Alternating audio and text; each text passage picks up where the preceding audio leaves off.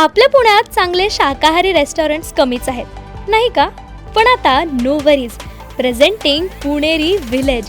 आपल्या पुण्यातल्या स्वामीनारायण मंदिरासमोरच इथे तुम्हाला मिळेल शांत आणि प्रशस्त जागा. जेवणाची चव ती तर एकदम भारी. प्रत्येक खास तुम्हाला वाह म्हणायला लावेल. ताजे पदार्थ, उत्तम चव आणि पोटभर जेवण यांची गॅरंटी. घरातल्या सगळ्यांसोबत बाहेर जेवायला जायचंय तर मग पुणेरी विलेज तुमच्यासाठीच आहे. काय मग आजच या रेस्टॉरंटला भेट देताय ना? नमस्कार, मी तनया. न्यूज अनकटच्या टॉप 10 बातमीपत्रात आपलं स्वागत. पाहुयात काही महत्त्वाच्या घडामोडी.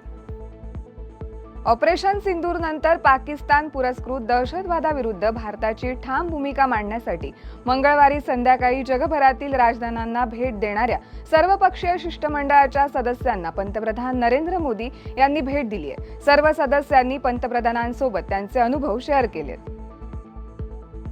सध्या कॅनडामध्ये खालिस्तानी समर्थकांमध्ये भारत विरोधी आक्रोश अजूनही कायम आहे. कॅनडाचे नवे पंतप्रधान मार्क कार्नी यांनी भारत आणि कॅनडामधील संबंध सुधारण्याचा प्रयत्न केला, परंतु त्यांच्या या प्रयत्नांना मोठा धक्का बसलाय. खालिस्तानी संघटनांनी पुन्हा एकदा भारत विरोधी तीव्र आंदोलनं सुरू केली आहेत. शिवाय पंतप्रधान मोदींना कॅनडात आल्यावर मारण्याचीही धमकी दिली आहे.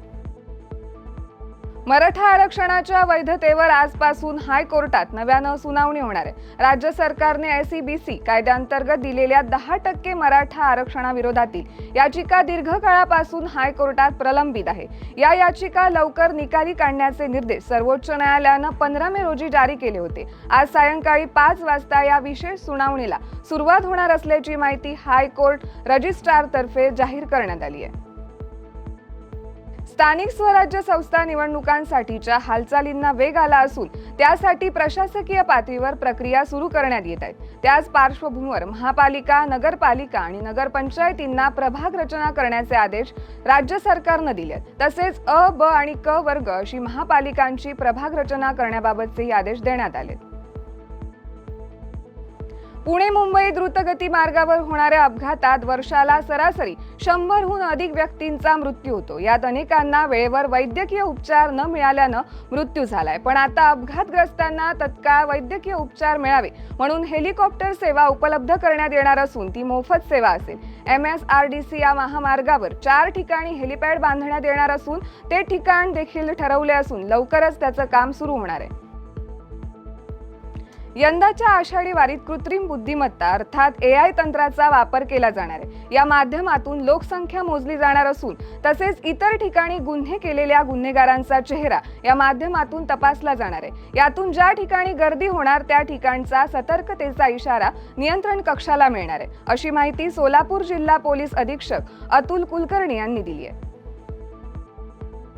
राज्यातील आगामी स्थानिक स्वराज्य संस्थांच्या निवडणुकीत, विशेषतः महापालिका निवडणुकीत प्रभाग रचना कशी असली तरी ती स्वीकारण्याची मानसिकता आपण स्वीकारली पाहिजे. येत्या स्थानिक स्वराज्य संस्थांच्या निवडणुकीसाठी कार्यकर्त्यांनी झोकून देऊन काम करावे असे आवाहन राष्ट्रवादी काँग्रेसचे राष्ट्रीय अध्यक्ष अजित पवार यांनी केले असून राष्ट्रवादी काँग्रेस पक्षाचा 26वा वर्धापन दिन सोहळा काल बालेवाडी येथील श्री शिवछत्रपती क्रीडा संकुलात साजरा झाला. या सोहळ्याच्या समारोप प्रसंगी ते बोलत होते. The institute of chartered accountants of इंडियाच्या वेस्टर्न इंडिया रिजनल काउन्सिल यांच्या संयुक्त विद्यमाने नवोन्मेष 2025 या सनदी लेखापालांच्या 2 दिवसीय विभागीय परिषदेचं आयोजन करण्यात आले, अशी माहिती ICAIच्या पुणे शाखेचे अध्यक्ष सचिन मिणिया, विभागीय समितीचे सदस्य रेखा धामणकर आणि अभिषेक धामणे यांनी पत्रकार परिषदेत दिली आहे. भारतीय रिझर्व्ह बँकेनं द विश्वेश्वर सहकारी बँकेला शेड्यूलचा दर्जा दिलाय. शेड्यूल बँक म्हणून दर्जा मिळालेली ही पुण्यातील 3री बँक ठरली आहे. बँकेचे अध्यक्ष अनिल गाडवे यांनी पत्रकार परिषदेत ही माहिती दिली आहे. आजपासून जागतिक कसोटी अजिंक्यपद 2023-25च्या अंतिम सामन्याला सुरुवात होणार आहे. हा सर्वात मोठा सामना दक्षिण आफ्रिका आणि ऑस्ट्रेलिया यांच्यात खेळवला जाणार आहे. हा सामना 11 ते 15 जून दरम्यान लंडनमधील ऐतिहासिक मैदान लॉर्ड्सवर होणार आहे. त्यासाठी दक्षिण आफ्रिकेच्या पाठोपाठ ऑस्ट्रेलियानं देखील वर्ल्ड टेस्ट अजिंक्यपद फायनल 2023-25 साठी आपला प्लेइंग 11 जाहीर केलाय. आणि या बातमीसह वेळ झाली आहे टॉप 10 बातमीपत्रात. इथेच थांबायची. तोपर्यंत पाहत राहा न्यूज अनकट.